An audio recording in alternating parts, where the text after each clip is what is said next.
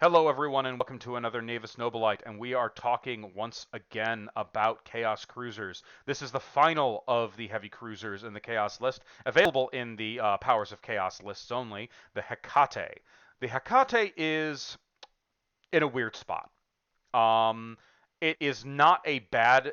Its design is not necessarily uninspired, but unfortunately there are too many other options for a carrier to really make this thing stand out. But let's talk about its stats, and hopefully I'll be able to help you figure out why.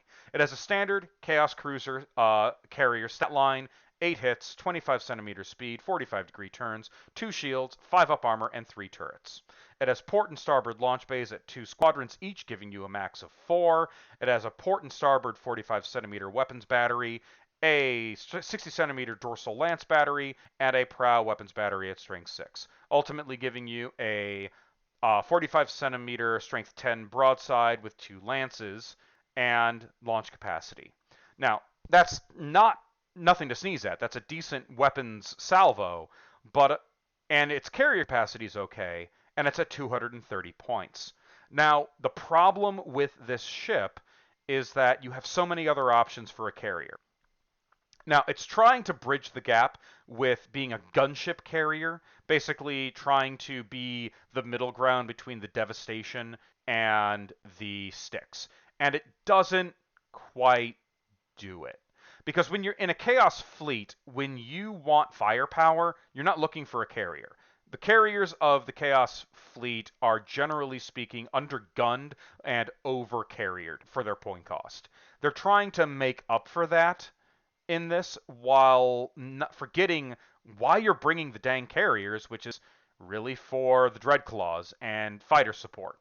It's really not a matter of firepower, and while it's true you do get that 60 centimeter range, the thing, it does overgun a Devastation, but at the cost of 40 additional points. And if I'm bringing carriers, I want them to be cheap, or I want them to be to have something to really give them a gimmick to let them be more effective, like having more launch capacity. Ultimately, if I had the choice for this vessel and a Devastation, I would pick the Devastation every time simply because it's cheaper. A 40-point difference. That's a huge amount for the same launch capacity, and I still get a 60 centimeter lance, and this time it's on off of both sides. Yeah, I don't get that handy dandy 45 centimeter weapons battery. I still got a 30 though. No, but then again, that's not really what the carriers are meant to do. They're not meant to go around and shoot things. I don't want my carriers to be close. I don't want my carriers arguing over whether or not I should lock on or reload. The answer is always reload.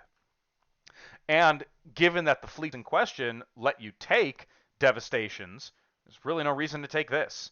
And if I had to choose between this and the Styx, well, again, I would rather have greater launch capacity. Yeah, it's more expensive, 30 points more, but at least I have launch capacity 6. But ultimately, this ship tries to compete too much with the Devastation, and it kind of lacks the gimmick that is the Styx. So, unfortunately, this is entirely a matter of preference. It's so much in a gray area that it's hard to justify taking it. It's really if you just like the ship and you have a more aggressive play style that isn't conducive to the Devastation, or the Styx for that matter. But ultimately, it's a little too expensive to really justify taking. And if you're in the heavy cruiser domain, I don't know why you would bother with this over the Styx. Yeah, I'd have to spend an additional 30 points, but I'm getting way more launch capacity. And I need to get launch capacity at least 8. So 2 Styxes would get me launch capacity 12. That's way better than 8. So, yeah, ultimately, the Hecate suffers from kind of being in that gray area that the Inferno is. It's an option, but it's not. There's nothing that really draws you to take it. It's too in the middle. It's just such a vague ship. Now there are a lot of people who will, espouse how great the ship is, but they've never really been able to explain why it's better than your other options and why you should take it. So bear that in mind. The Hecate is what it is. It is a creature of convenience at this point and really doesn't jump out with anything special. All right, everyone, we're going to be moving on to the Grand Cruisers next. I hope to see you all in the next video.